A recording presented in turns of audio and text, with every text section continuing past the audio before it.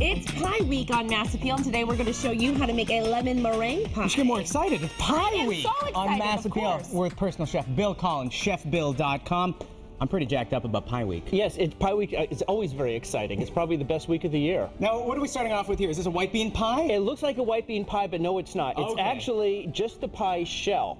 And what we have here, you might be wondering, why are all these beans sitting in here? Oh, you betcha I wondered that. You do, Lima because bean pie. Today's pie, not as exciting, although we should try that for next year's Pie Week. Okay. What this is called blind baking, because today it's a lemon meringue pie.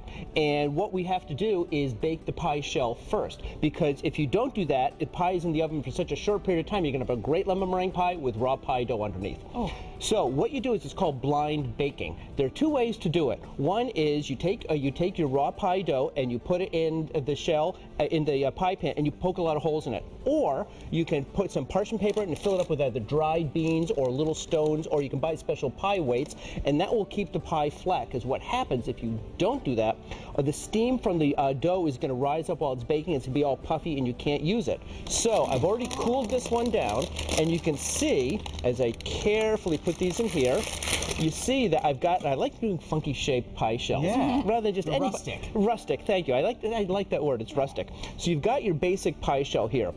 Had I not gone to that, and there's really no effort at all, but had I not done that, so it would have been puffy and it would have bounced around and the sides would have caved down. It's a little too rustic, it would have been. A little too rustic. It would have been a lemon meringue something. So you actually bake the pie shell with the beans in it? Yes, I do. It's exactly those are the exact steps. Otherwise, you could take a fork and punch a zillion holes in it, but that's not as guaranteed as going with that route. And at what temperature for how long? It actually takes about 15-20 minutes. You start at about 425. And for about 10 minutes, it then just starts to brown. You turn it down to 350 for another 10 minutes or so until it gets this nice golden color. Now, what I'm wondering is the beans afterwards, are they still usable? Yes, I've had these beans for many, many moons. And what I do is once they cool down, I usually just put them on a sheet pan, cool them down, put them back in the Ziploc bag, and off they go into the till the next pie. Oh, so they're your pie beans. Those are exactly You don't my cook pie with them beans. anymore. I don't They're cook your with pie them. beans. Although you probably could, but I think they might be a little, at this point, be too dried out. Yeah. Of course, Yeah, that's true. It'd be a great experiment. Way too much soaking. It is. Now the thing about a lemon meringue pie is there are 3 steps. The first step is doing the pie shell. And you can do that a day ahead, you can do it hours earlier, you don't have to do it all at once. And then the next step is making the filling. And then the third step is making the topping. So, do you want to jump into the filling? Let's do it. Let's do it. The filling is what I've done, and I've already done it, I've already cooled it down. But what you do is you do it on a double boiler. And what that means is instead of just putting a saucepan filled with the filling on the stove, you do it with some hot water and on the burner, and you put a bowl on top. You can buy special pans which are double boilers, but you don't have to. And the great thing about doing it this way, why you don't want to do it directly, is I'll guarantee it will burn. This way you can gently heat it up. Now this step takes about half an hour, and especially these days, half an hour seems like forever. You don't have to stir it for a half hour, just kind of generally be around to give it a stir around every now and then. And the way you get up with this great yellow color is there are 3 things that go in there, actually 4. You've got cornstarch, milk, and a little sugar, and that's how you stir that up until it thickens. Then you put in some egg yolks and then the lemon.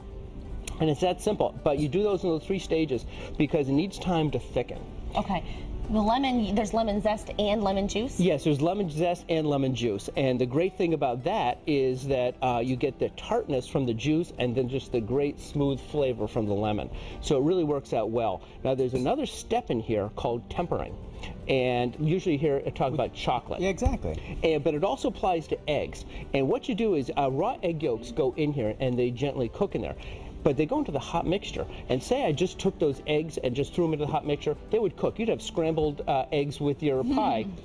So, however, what you do is you take some of the hot mixture and you slowly pour it into the egg yolks just to gently bring the temperature up so they won't cook instantly. Right. And that way you get the nice color and you get everything that the recipe is supposed to do. It's a very important step. I'm glad you mentioned that because I would have had scrambled egg lemon meringue. I know, don't want to do that. So we have 2 steps done. We have the crust, we have this, but a little bit later in the show, we are going to make the meringue. Don't you go anywhere.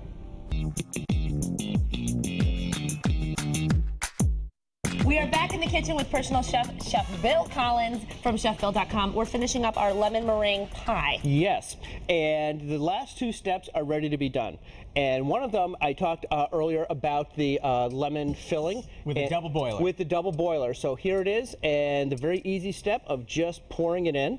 Easy for you. Easy for, well, would you like to pour it in? Ashley would. Ashley, would you like to finish? I love when you volunteer. I think you're doing a great job, Chef Bill. You just keep on going I have with done this that. before, that's right. And the thing is, for this step, is you do want to cool it down at least to room temperature, because you don't want it too warm, because that'll affect the meringue when you put it on top. And now it seems it's about a third up the way. About that, maybe half or so. Okay.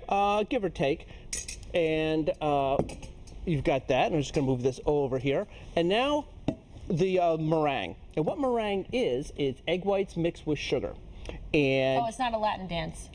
I'm sorry, it's three things. Oh, that's merengue. Never mind. Merengue. Similar, but different. It's always called the same thing in the kitchen or on the dance floor. Now, when you make meringue or merengue, you have actually two ways to do it. One is what they call the soft peak stage or the hard peak. And the soft peak is what we want now, so it'll spread around. Hard peak is like when you have those little meringue cookie kinds of things, Right. and those are very firm. We don't want that. That'll be too hard. Otherwise, Well, can we make those one day though? Because those are excellent and they're really low in fat. Right, relatively? they're like the healthiest thing on the planet. Absolutely. So Except for vegetables. Except for vegetables. Except for fruits and vegetables. And the way you can tell it's at a soft peak, here, I'll do it right here, is if it holds just a little bit of its shape like that, where it folds over, that means it's at a soft peak. And so this is the right way to do it. Looks like a cloud. It is. It is a cloud It's a cloud of meringue. of meringue. So I'm just going to take all of this out of here. Now you're probably about to tell us, but what Yes. I love about your finished product over there, how do you make some of it browned? Well, that is the final last step, because what we're doing is I'm just going to spread this around. Does it And- involve fire? I was trying to think of how it would be done. You're Broiler? Is that what it is? No, I'm actually just putting it just in the oven itself. Oh. And you're thinking of like a creme brulee where Yeah. you torch the whole thing on fire. I really just wanted to light it on fire. And you can do that, and actually you get the same result. But this way, it's going to kind of give it a little decorative swirl on top Yeah, there. you want to make sure you do that. That doesn't happen magically in the oven. No, it doesn't. You No, have to do that. You So, have to do that. Can I try? Sure. Swirl away. Leaven it out and then bring Don't it get up. nervous. No, You're getting nervous. No, I'm getting excited for you because Ashley Cole is an artist. If Oh, nothing wait, I else. gotta, wait. And actually, if you want to even just scrape a little off the side of the spatula to Yeah, give you I- more of a okay. loft There you go. there. Oh, wait till you see this design. I'm really excited right now for See, you. this is why I encourage everybody to play with your food. Yeah, exactly. What do you think about that? That's perfection. Ooh-wee. Thanks. That is Wow. perfect. So now the very last step is we're going to pop this in the oven. Okay. And we're going to put it in. Someone There you called go, Seth. Julia Child. There's a new cook in town right here, Ashley Cole. And I can take those. making meringue. I would just get these out of harm's way. Oh, thanks, Chef Bill. You're welcome. And now All right. that leaves, lo and behold, a lemon meringue pie. So how long do we keep it in the oven for before we take it out? That's in the oven for about 10 minutes. Now, I always say your mileage may vary, so check and see how it's doing, because you don't want to say, oh, set it for 10 minutes and come back and find it's all black. And That's true. So check it, because some ovens are a little warmer, but the look you want is just a little bit of browning here and there. Man. So now the last final step, if you'd like to participate, Yes. is to cut the pie. left. Now you'll notice that I just dipped the knife in warm water. That helps it go through the meringue a little more quickly and easily without sticking. Now, instead of just cutting a wedge out, I like to do round things. See, I'm cutting it up quite a bit here, but by going directly across and then cutting in quarters, you're going to get even slices. Now, what I'm doing here is I'm making the ugliest cuts in the world because we're on television. But because Well, you want to make everyone not feel so bad. If yours were perfect, then everyone would That's where There you be go. really disappointed with their cutting skills.